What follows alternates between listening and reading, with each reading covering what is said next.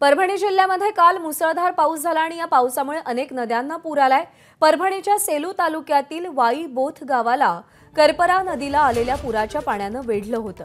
त्यातल्या त्यात 4 जण आपल्या शेताच्या आखाड्यावर असताना या शेताखाड्याला या पुराच्या पाण्याने वेढलं होतं।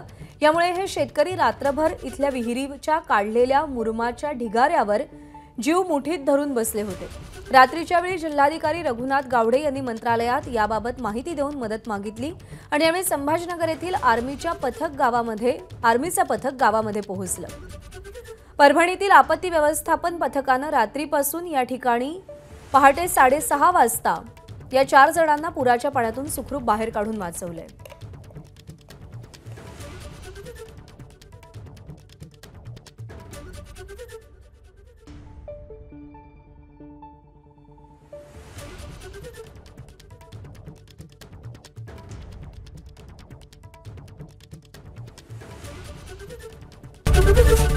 एबीपी माझा, उघडा डोळे बघा नीट।